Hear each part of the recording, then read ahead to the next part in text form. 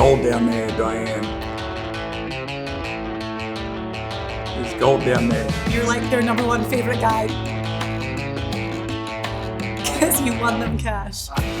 Hi and welcome to the tour report from Secret Golf. This week it's a WGC, the FedEx St. Jude Invitational in a very hot Memphis. I'm Diane Knox and Steve Elkington is here. Elk, before we get on to talk about this tournament, which is being played on a very iconic course on the PGA Tour, we have to talk about the Olympics and Xander getting the gold for Team USA.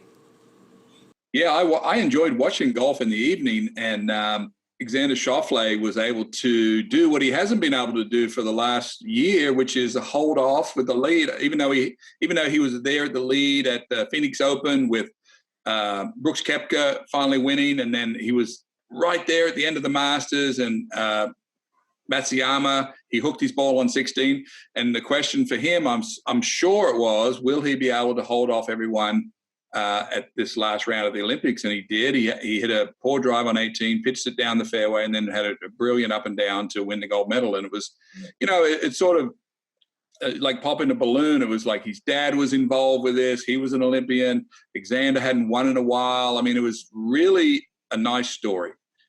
And Xander's grandparents live in Japan. Obviously, they weren't able to attend because there was no fans in attendance, but that part of the world holds a very special place in his heart, so it was nice for it to happen. And we see with Justin Rose just what winning a gold medal means to these guys, what winning any medal means. And we have Rory Sabatini, who was representing Slovakia, finishing with the silver, and then CT Pan getting the bronze. So we'd said, if there was two names who weren't kind of in the top of the field, if they won medals, I mean, it just means so much to these guys. And you could see that. It was two perfect examples. Yeah, and it was a very top-heavy field. We knew that going in. Rory Sabatini had a real hot round on Sunday. That can happen. That's why the Olympics is great. All the experience, all the veterans came to the top. They had the big playoff, and CT Pan, beat Rory and Morikawa and some of these really big guns in the playoff. But no, I think it was a great event. People are talking highly about it. Rory McIlroy, has flipped his stance on it. He didn't like the idea of the Olympics 4 years ago, and now he loves it, and it's good. I mean, I think they may even tweak it some more. We may see a team event. We may see a male-female. Who knows? But I think the Olympics has got its foothold for golf. It's in there now, and the players are supportive, and this is the way things happen in golf. And we have the women's golf to look forward to this week at Kasumi Gaseki. We had made our medal predictions. It pains me to say that when I look at the aggregate scoring over our 4 picks, Elk, you came out first. I finished second, and I have to say our picks were all really good. Jay finished third, and it was his dark horse pick of Henrik Norlander that really let him down. However, it was pretty good going, and well, that 7-man playoff for the bronze medal, you had 2 guys in there, so that's what did it for you. Yeah, but not on the podium, Diane, so does it really even matter? Okay, well, this week we're kind of going from this huge event in Tokyo to another no-cut event in Memphis. It's TPC Southwind for the WGC FedEx St. Jude Invitational. 66 guys in the field, another no-cut event. And with only a couple of weeks to go until the FedEx Cup playoffs, Elk, this is a big one. It certainly is, Diane, and we are in the middle of a worldwide tour right now. We had a lot of these players were in England and Scotland just less than a month ago, playing the Open Championship and Scottish Open. Then a lot of these players went to Japan, and now here they are back in Memphis. I'm exhausted talking about their travel schedule. A lot of the players that played in Japan on zoysia grass, this tournament zoysia, so that's similar. But I'm thinking this week, Diane, I'm going to have to factor in why are they here? I know why they're here. It's a big event, but what is the motivation? Is it Ryder Cup? Are they fatigued? And do they have anything to play for? Where are they on the FedEx? There's a lot of sort of nuances this week. I mean, is Jordan Spieth the man this week? Is it Matsuyama now that the shackles have been cut off from Japan, where he's not focused on all that Japanese media around him for the Olympics. Bryson De Chambeau is back in action. What's it like for him testing for COVID and coming out of the garage? We never pick him after that. So we're going to have to shake it all down, Diane, like we always do. Well, 18 players made the trip from Tokyo back to Memphis, and out of the top 50 there's 3 guys who aren't playing: John Rahm, Tyrrell Hatton and Christian Bezuidenhout. So it's a packed field, as you would always expect with a WGC, and all those things you talked about, that's really what we're going to dive in this week to do our picks. So we're going to give you our re-ranked top 10, then we have some sizzlers. We'll talk about some big names that maybe didn't make it into our top 10 as well. You just teased one of them a second ago. And then we'll get Jay Kaplan on for those dark horse picks this week for the WGC in Memphis. Compete against your friends on PGA Tour events. Win cash and bragging rights. Test your golf knowledge. Experience the success and failure of PGA Tour players. SG Tour app is an engaging golf experience designed by professional golfers that created a variety of games, including single and multi-day games, as well as tournament-long contests. It's really simple. Join or create a game, pick 4 players, and win cash. You can even immerse yourself in interactive features, including course strategy, putt predictor, and daily content exclusively from PGA Tour players. The word is out and golf fans are catching on. So don't miss out. Download the SG Tour app now. It's the Tour Report from Secret Golf, and well, the final WGC of the season is the FedEx St. Jude Invitational at TPC Southwind. Now, Elk, this course has been on the PGA Tour rotation since 1989. It hosted a regular event for a long time, and then the past 2 years, we have had it elevated to a WGC. So it's a course that a lot of the players know very well. Yes, Diane, it's only 2 par 5s, number 3 and number 16, both reachable by everyone in this field. Zoysia grass. Scoring's usually pretty low here. The big hitters love this course, Diane. Brooks Koepka, DJ, Berger. There's a lot of multiple winners that are in this field, and some of them are showing up in our top 10 this week. Some are rested, some are not. So we're going to shake it all down. But this golf course, it's a very hot week in Memphis. The fairways are zoysia grass. I just mentioned that. Ball sits up like beautiful. Scoring will be quite low, but it's all about getting a lot of looks. The 11th hole is a famous little par 3 with an island green. There's some shots that have to be hit really well to get around this course. There is some trouble. Will some of these players get hot and shoot like the low 60s like they've done in the past? We'll see. I read that it's the 12th easiest course the guys play on tour in terms of scrambling, and the greens are pretty easy as well. They actually rank as some of the easiest greens that the guys play all year, so that goes hand in hand with the low scoring. The average driving distance is 290. And, we talked about Brooks Koepka has won here before, finished second as well, and he said that it's one of his favourite courses to play. So that kind of contradicts the fact that it's maybe not one for the big hitters because, well, it clearly is. Justin Thomas winning last time around. Yeah, I think the zoysia has a little to do with that. A very spongy surface. I think you mentioned there that the up and downs are quite easy on this course. I think that has to do with the zoysia. The ball has a tendency to sit up, not down, so the players are more just taking it off the top. They don't get those really down lies way down deep in the rough. So, yeah, zoysia is a very thick bladed grass. It has a lot of structure to it, so the ball tends to sit up on top. Amateurs love it, Diane. Your ball sits up like it's on a tee every shot. I tell you one thing though, the water is a serious factor around TPC Southwind, and the course had an overhaul in 2004. Since then, there have been over 5,000 balls in the water, more than any other course. And if you think about the past 2 years, it's been a much smaller field with it being a WGC. So water comes into play an awful lot around here. I'm thinking 11, 14, and of course the 18th hole is a just the letter L or the letter, it's a par 4 that you have to negotiate the water on the left and bunkers down the right. We saw famously Dustin Johnson, when he won here, one of his, I think 2 times, he holed his second shot with enough to spare. So, yes, there's some water, but I wouldn't have actually guessed that, Diane. I wouldn't have thought that water that would have showed up as a lot of balls in the water as much as you just noted. Actually, number 12 has seen more than 900 balls in the water, and John Daly holds the record with 48. It's a lot. That's a lot. Okay, so we're going to be avoiding the water. We're going to be shaping our shots. And, well, we're going to be going through our re-ranked top 10. So, Elk, let's get this underway. As we said, we have the world's best playing this week. 18 guys making the trip back from Tokyo. And the guy at number 1, well, he is one of them.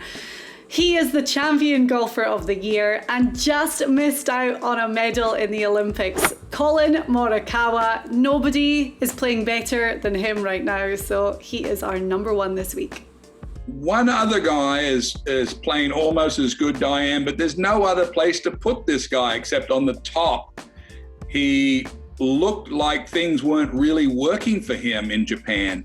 He was always just slightly out of the limelight, and he's still almost medal. Morikawa is a very straight hitter. We know that. He's full of confidence after winning the Open Championship, Diane. Yes, we cannot sit him anywhere but on the top of the list right now. And it's absolutely no surprise that his stats are amazing. The only red stat is his scrambling, 156th. However, we have said this is one of the easiest courses for the guys to get up and down. Well, Morikawa said himself that he doesn't look at his putting stats and chipping stats too much because I'll try to make sense of this. When you hit a lot of greens like Morikawa, you are not going to show up really high in the putting. Now, he did at the Open Championship. He was number 1. But I read a quote from him. He said, if I get in around the top 60 or 70, because I hit so many greens, I 2-putt a lot, 60 or 70 for him is so good that hardly anyone will be able to beat him. So he doesn't miss many greens. If he misses 2 around and gets up and down 1, he's only 50%. So he loses a lot to the field. So yeah, I mean, it takes a little bit more of understanding of that, Diane, to really shake it down. I don't even worry about that. No, not at all.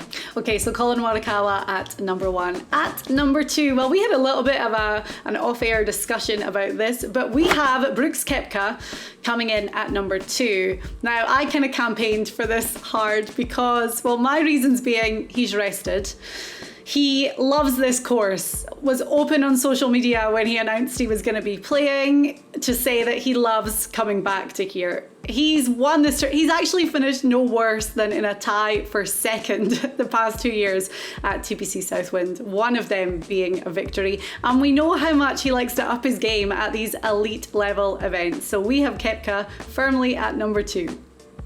Yeah, we talked about it at the top is what comes with each player. And I think Koepka is rested, as you said. He's come back from the Open Championship. Brooks doesn't play that much. He's been injured.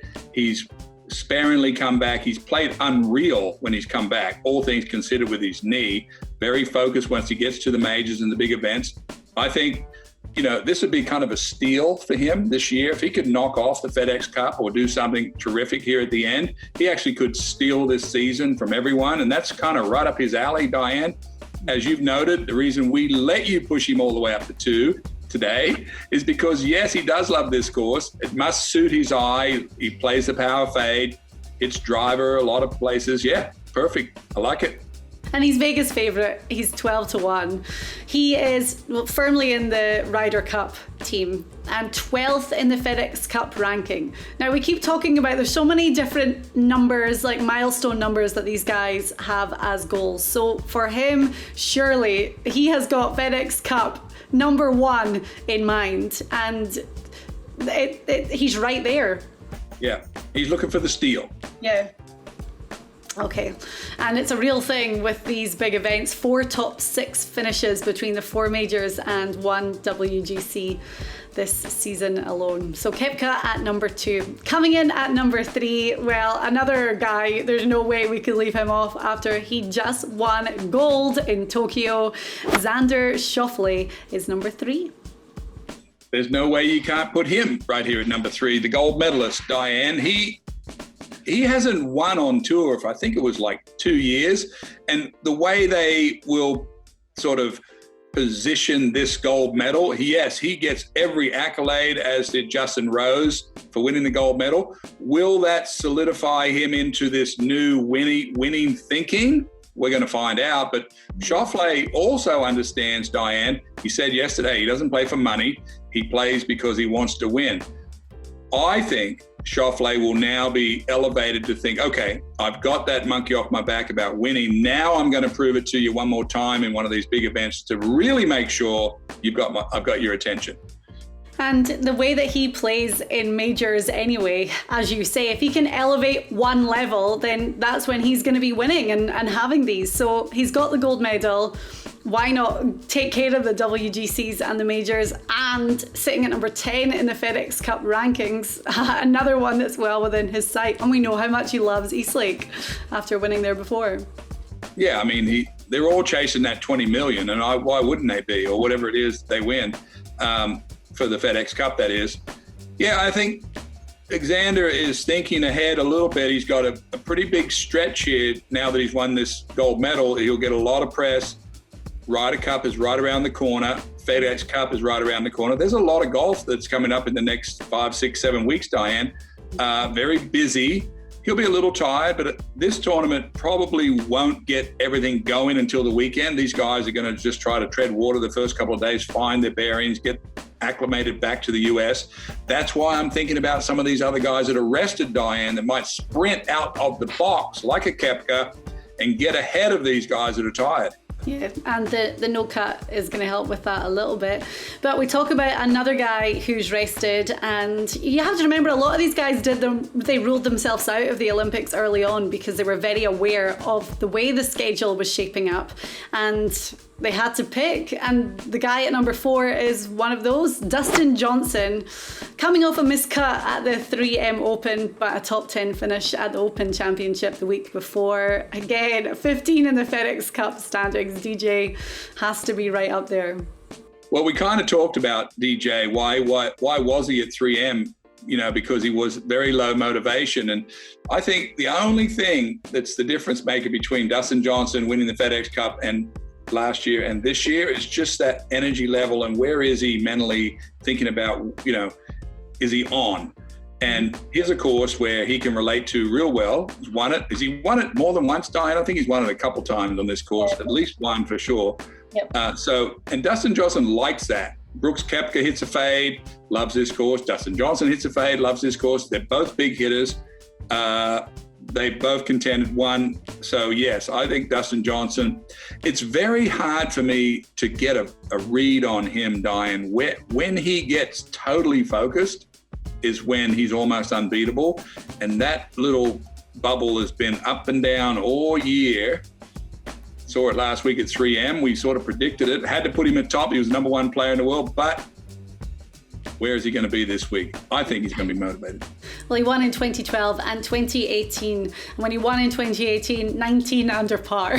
So he trounced everyone in that year. Right, so DJ at 4. And then at number 5, again, another person that we had a discussion on, and I do pick with my heart. This is a heart pick, but also a very sensible pick too. And that's what we went back and forth on. But Louis Oosthuizen in at number 5. He finished 3rd at the Open Championship, 2nd at the 3M Open the following week. He's still never won on US soil.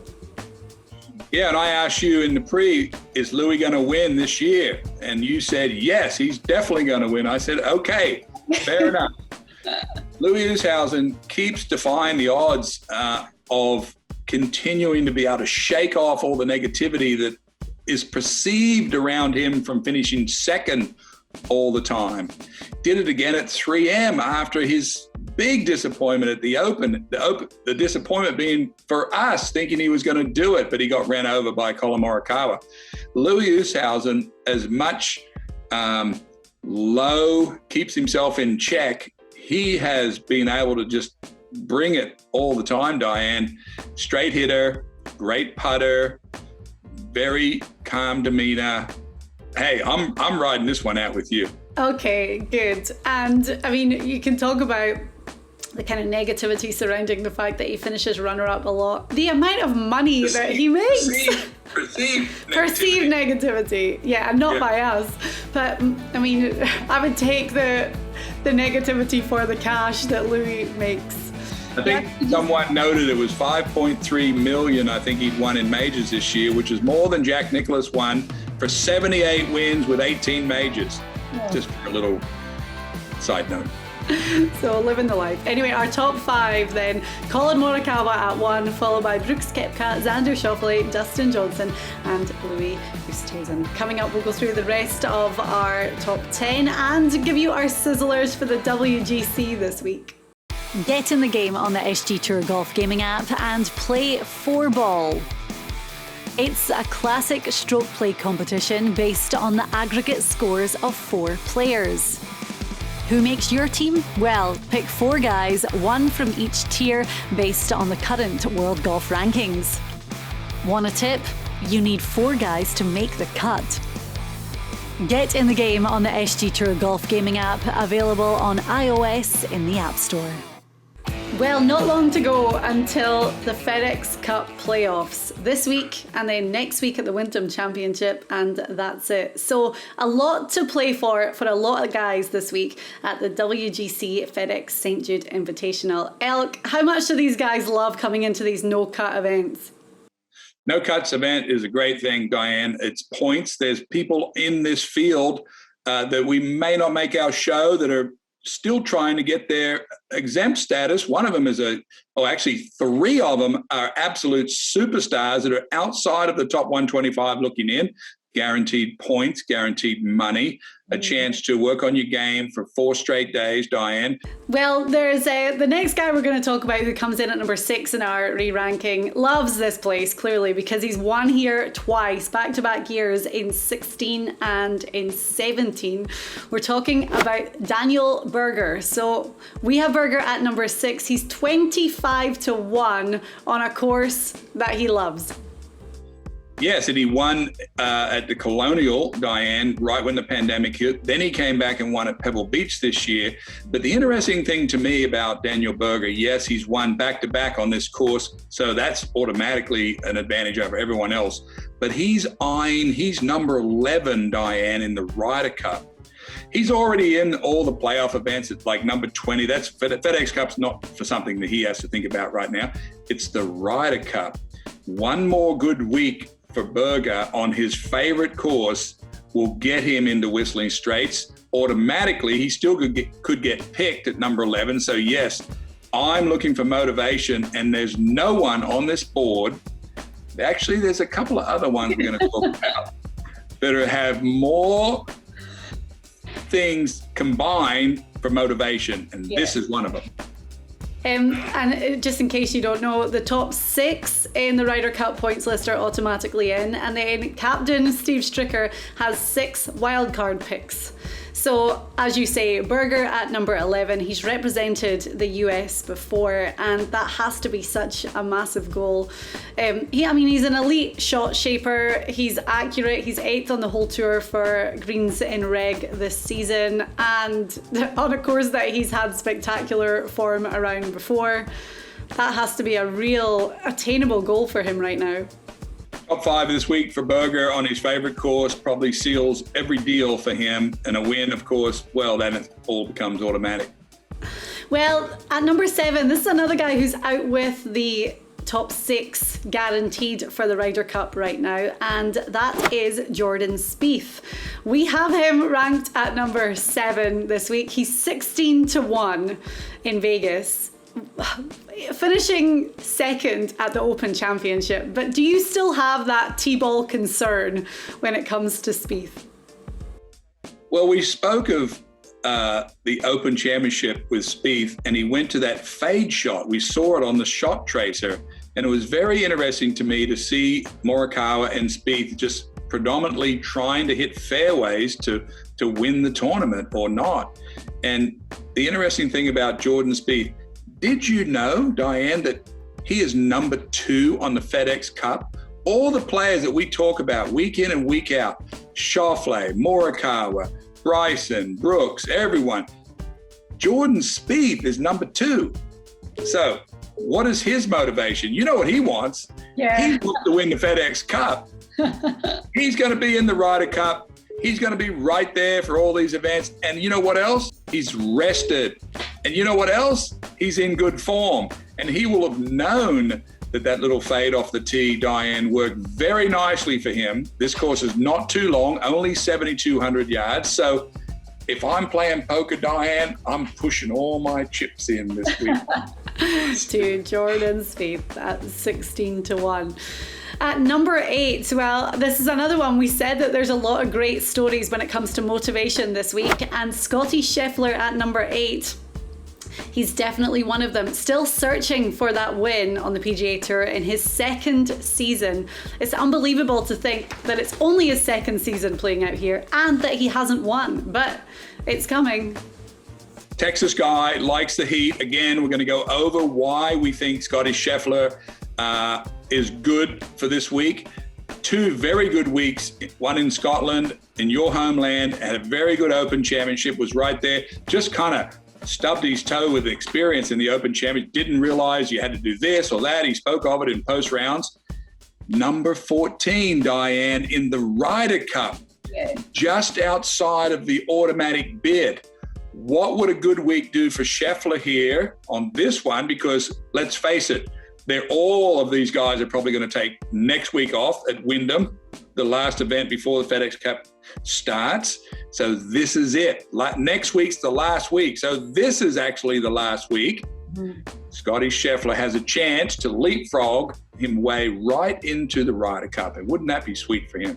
As it is right now, I would pick Scheffler for my team. But hey, he's got to be thinking, let's guarantee it. I'm that close. And he's number 1 on the entire PGA Tour for total driving, which is distance and accuracy, which is going to definitely bode well around TPC Southwind. For sure. Yep. Right, another guy who's in a very similar situation, but he has won, and he's won twice this season. Jason Kochrack we have at number 9. Jason Kochrack and the Ryder Cup, it is an extremely attainable goal for him, and he's number 11 in the FedEx Cup standings. Good friend of mine, Secret Golf contributor, had a very nice Open around 25th. Start to see a bit of a sort of a model emerge of this course. Long straight drivers, Brooks Koepka, Dustin Johnson, Daniel Berger. Oh, Jason Kochrack, number 15 in the Ryder Cup. Yes, number 15. Here's a guy that's won twice. Will probably get the nod from Captain Stricker. Why wouldn't you have a guy as hot as Jason Kochrack in your team with 2 wins this season? What'd you say, number 11th in the FedEx Cup? How are you going to leave that guy off a team? So Kochrack's thinking, you know what? One more of these good weeks is going to do it for me. So you can start to see our trend, Diane, in our list this week of why are players motivated this week? And to me, it's very clear. What a season for Kochrack. Bearing in mind that the win at the end of 2020, which, you know, the CJ Cup when it was in Vegas, the start of the 21 season, that was his first victory. And then winning at Colonial. Yes. Yeah, he beat Jordan Spieth head-to-head down the end of the on the Sunday. And of course, the interesting thing, and I talked to Jason about this, is he's one of the longest hitters on the tour, and he won at 2 short courses. He had to lay up a lot at both courses, and he was still able to win. His putting has improved so much. He's become one of the elite putters on the tour. And yes, he's having a great season. Okay. And then, well, at number 10 is another guy who's won twice this season as well. So a name that cannot be overlooked at this point in the season. He is number 5 in the FedEx Cup rankings. We're talking about Harris English. Another 2-time winner. Harris English is almost automatic into the Ryder Cup. You're going to tell me his position. Is it 10 or 11? It is at number 9. Number 9. So he's inside the automatic spot right now. He is rested.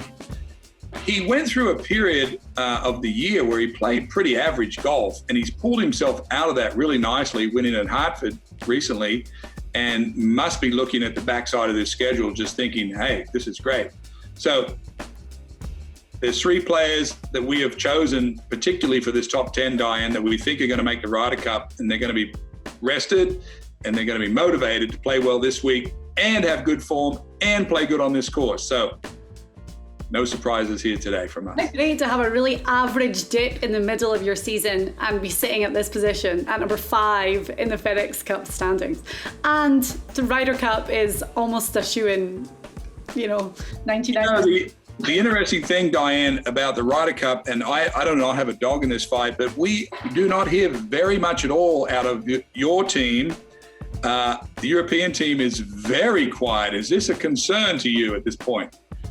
I don't think there is any concern around the European Ryder Cup team. You've got some of your biggest stars, Diane. Would anyone believe that Justin Rose is outside of the top 125? Tommy Fleetwood outside of the top 125 on the FedEx Cup? Are these guys going to be able to make it? Poulter, I'm betting everything that he'll be in it. Yeah. How are you going to knit this team together, Diane? I know you have no worries, but how are you going to knit it together? You've got Rahm. We've got to get him off COVID. You need him badly. Eventually. Yeah. Shane Lowry, Rory, they'll take care of themselves. These boys know what they're doing. They don't need all the hurrah. I'm just sort of sensing that maybe it's because we're talking about the US players a lot, but it seems the US team's pretty stacked and playing pretty good, Diane. It always is. It always is. It's true. Anyway, as you say, you don't have a horse in this race, a dog in the fight. Okay, our full top 10 before we really get down our Ryder Cup rabbit hole. Colin Morikawa, Brooks Koepka, Xander Schauffele, Dustin Johnson, Louis Oosthuizen, Daniel Berger, Jordan Spieth, Scotty Sheffler, Jason Kochrack, and Harris English. Still to come, well, we have 3 sizzlers we're going to talk about. We talk about that 125 number a lot for the FedEx Cup standings because it's the 125 who lock up their card essentially and make it to the playoffs. Our first sizzler is teetering on that number. So we're going to dive into that and get Jay for the Dark Horses next on the Tour Report. Play money grabber on the SG Tour. Instead of strokes, it's all about the cash. You pick a team of 4 players, 1 from each tier, and scoring is based on the money that your team wins. Your guys missed the cut? No problem, you're still in the game. The SG Tour Golf Gaming app, available on iOS in the App Store. Well, it's off to a very hot and sticky Memphis this week for the WGC FedEx St. Jude Invitational, TPC Southwind, a very well-known course. It's been part of the PGA Tour rotation since 1989. Justin Thomas is defending champion. Brooks Koepka won the year before when it became a WGC. Right, Elk, we've gone through our top 10 and now we're on to our sizzlers. And the first name is an Aussie that we're going to talk about. Would you be shocked to hear that Adam Scott is at 123 in the FedEx Cup standings right now? I am shocked at 123 for the jacket. We call him, of course, Adam Scott the Jacket because he's the only Australian that has a green jacket. He early on said he was not going to play in the Olympics. He was focused on the tour here. He finds himself at 123. I've got him on the sizzle, or we have him on the sizzle this week, Diane. This course has emerged as a long straight hitters driving course. Don't have to be legendary on the greens like Berger or Dustin Johnson or Brooks Koepka. They're not super exceptional on that part of the game. Can Adam Scott pull himself together this week, Diane, and get another 50 or 70 FedEx Cup points and finish in the top 10 this week? Of course he can, mate. He's an Aussie, and he's going to bring it home this week, Diane. I've got everything thinking about Adam Scott. He's only had one top 10 finish this season, and that came at the very start of the year at the Farmers Insurance. You know, a couple of top 13s, the Travelers not long ago, but you're right, he did say very early on that he was not going to be going to the Olympics because he was so focused on this busy part of the season. So he can't be happy with 123. Someone of Adam Scott's caliber, who's going to be playing golf still for a very long time, will that number bother him right now? I think certainly would. This does, as players get older, I don't even know how old Scotty is. He's probably not even 40 yet, or is he close? Yeah, he must. You find yourself in these positions, Diane, but I know one thing about Adam Scott. He does not want to be not exempt going into next year, meaning that, yes, he would get 25 events next year, but they're not the events that he wants to. He is going to fight, and that's why he's on our Sizzler list this week. And what's his odds, by the way? They're pretty high. Adam Scott's 80-1. You'll never, ever find Adam Scott at 80-1. Yeah. There's a tip for you. I know, right? A good one. Our second Sizzler this week is 125-1, which is amazing for a Sizzler. And this guy jumped all the way up to number 22 in our re-ranking, which is incredible. We don't have a huge amount of stats for him. However, what we do have is our eyes and your golf brain. And this guy just won the Scottish Open. Min Woo Lee. He's definitely on your radar. I watched him win the Scottish Open. It came out of the blue a little bit, and I talked to you a little bit offline about how hard it is to go over to Scotland and play your game on those conditions. Then I saw his swing on social media, and I must have looked at it 50 times. He was demonstrating a particular shot, and I thought to myself, wow, this swing is just incredible. And then I started to think about how I would handicap him this week, and I thought, how excited would this kid be coming to this event, no cut, good form from winning the Scottish? Is this going to be like a Higo that's been playing good overseas and come over here and just go bang? Could happen. Min Woo Lee's swing, Diane, is flawless, and I'm looking for him to have a great big week right here at Memphis. What do you see in his swing? Like, if you were to break it down and pinpoint one thing that you like so much, what is it? Well, whenever I look at a swing, and I'm going to go a little bit technical here, I break it up into three areas. What is the body doing? What is the plane of the shaft doing? And what is the club face doing? And there's a sort of a symmetry when you see Adam Scott, Louis Oosthuizen, those things match up so nicely with the speed of his swing and the plane that it's on. There's no extra moving parts. This swing is absolutely as good as I've seen in a long time. Okay, so Min Woo Lee, that is why he's our second Sizzler.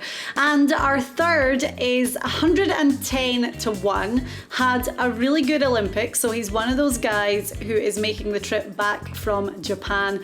But he's going to keep that momentum going. Ryder Cup is not an issue for him, but 35th in the FedEx Cup standings. We know the top 30 make it all the way to the Tour Championship. It's been a good season so far for Carlos Ortiz. Yep, our own Houston Open champion, Carlos Ortiz. He was in the lead at the Olympics, I think, mid-second or third round, was right there the whole week. I think it was with Rory on Sunday, almost medaled. Very young, comes from Mexico. It's a hot climate there. I think Ortiz will realize that he actually could have won the medal last week.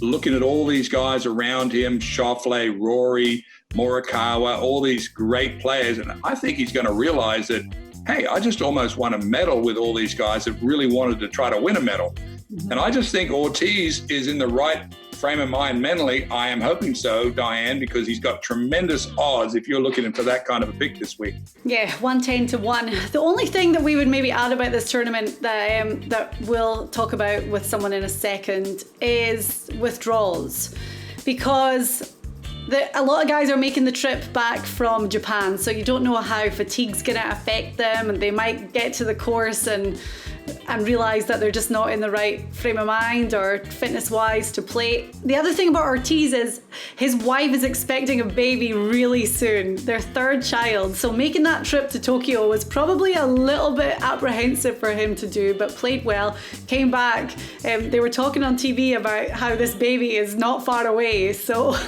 that's maybe something to think about too.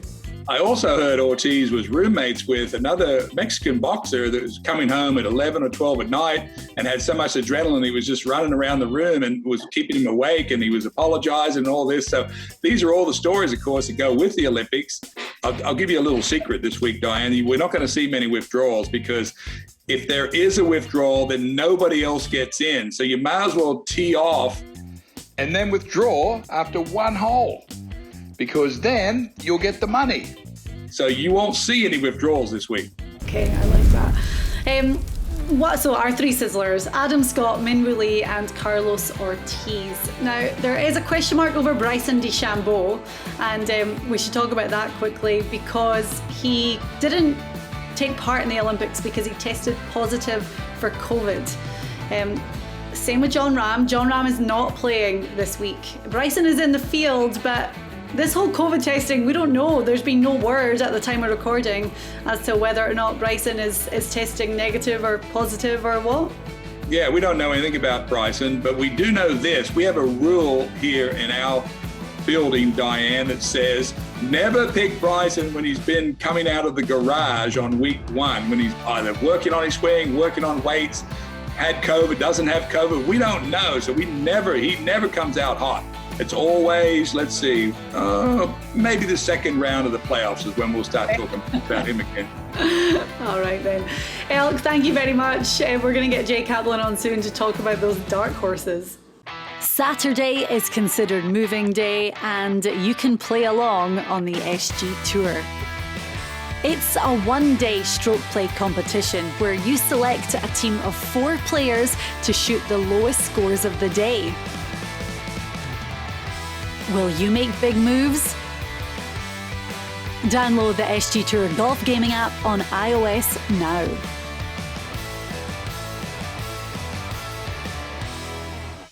Well, the final part of the tour report this week for the WGC in Memphis, Tennessee, and allow me to introduce for the very first time our bronze medalist, Jay Kaplan. Hey, I walked away with a medal, and by the way... Oh my gosh. Huh? Xander, I got a medal. Xander, I don't see you wearing any blue and white. I didn't see Elk wearing any green and gold. You didn't pick him, though. It doesn't matter. He's still my countryman. That's what the Olympics are all about. I'm like sitting here, Elk Sunday morning text like, hey, looks like my guy's going to win, which is Matsuyama. And I was like, oh, really? And I was like, he's not even going to medal. And then he got on me about it. And so I sent him who I thought would finish as the winner on Sunday. And I was correct, was I not? God. He had like a 3 or 4 shot lead. So it was a bit of a foregone conclusion. I hear you. Obviously, you've never watched a golf tournament before. Yeah, Rory Sabatini. Okay, so we've got some dark horse picks for the WGC FedEx St. Jude Invitational this week. So many factors to consider. And Jay, I'll let you start with your first guy, because I know he's 125-1 and he ranked really high for us this week. Yeah, this is a guy we know and we love, and he's part of our secret golf contingent. And, I was looking at the chart. The first thing I do every week when the chart comes out is I look at who has the first 100 or higher when it comes to Vegas odds. And this guy was first, and I looked over at his name, and I was like, oh, that's interesting. Then I looked at his statistics, and it was even more interesting. It even said more of a story. 34th in total driving, 37th in scrambling, 34th in putting average, 24 approaches from 125 to 150. Diane, what am I missing here that this guy is 125-1? This is an incredible value, which, by the way, is the theme of the week. What am I missing with the fact that the one and only Ryan Palmer is not only going to be a dark horse, but he's going to be there in the end? Yeah, it's a weird one. He is 54th in the FedEx Cup standings as well. So really good number, which means good season. And he missed a cut at the Open Championship, but the week before he finished 4th in the Scottish Open. Right, I know that we're very far removed from Scotland to Memphis, Tennessee, but there's obviously some good form there. And yeah, I mean, a solid season. So at 125 to 1, extremely good odds for Ryan Palmer in this no-cut event. Incredible odds. And I would even make the connection that Scotland and Memphis have a connection, usually people with bad teeth. But I won't digress. I am offended. You have wonderful teeth. Shocking that Ryan Palmer's 125 to 1. This is a gift from the golfing gods handed over to us. I'm going to play him in all kinds of head-to-heads, full field betting events, and DFS. So Ryan Palmer, 125 to 1. That is a steal. Okay, well, my dark horse pick this week was very influenced by Steve Elkington. And not just in the fact that this guy is Australian, but Elk and I have talked about him a lot because he's a European Tour player, so doesn't have full status on the PGA Tour, or really any status. So FedEx Cup number is not applicable for him. He won the Irish Open, then he finished 4th at the Scottish Open. So we had picked him for the Open Championship as a bit of a dark horse, and he ended up missing the cut. However, we know that it's a little bit different when it comes to the majors. Lucas Herbert is overplaying in the WGC, and at 140 to 1, I think that there is good value in this guy elevating his game on this world stage. Lucas Herbert is my dark horse pick. Interesting pick. And I'm not going to tell everybody what you just told me prior to re-recording this, but what I will tell you is this was thrown at you by Elk, which is a total homer pick, which if we've learned anything this season about dark horse picks, when Elk throws it out, you should stay away from it. So you are welcome to have ye Lucas Herbert.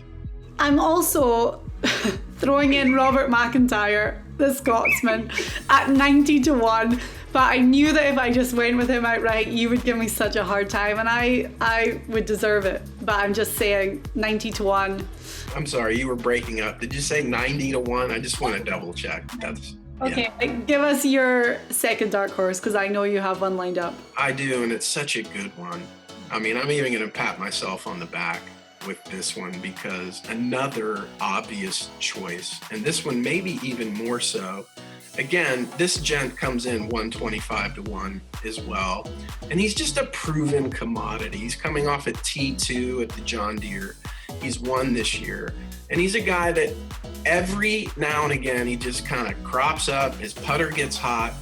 His numbers may not reflect it. 118 off the tee in total driving, 155 in green and red, but he's 36 in scrambling, 68th in putting. So I do think he's going to perform this week, and he has every reason to. Diane, he comes in ranked 30th in the FedEx Cup rankings, which is a huge number, as you know. So if he can just hang on or even jump up a few slots, he's looking Atlanta right down the barrel. So my second dark horse pick is Kevin Na. Okay. Excellent. I agree with you. You've got two very, very solid picks this week, my friend. I like them a lot.